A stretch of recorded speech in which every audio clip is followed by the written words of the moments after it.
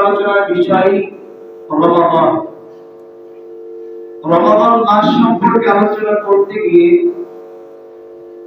আমি প্রথমে আপনাদের সামনে আলোচনা করব সিয়ামের গুরুত্ব, অতঃপর সিয়ামের ফজিলত এবং সিয়াম সংক্রান্ত কতিপয় মাসআলা মাসাইল ইনশাআল্লাহ।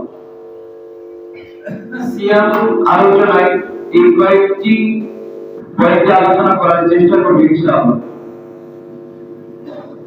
আলোচনার শুরুতে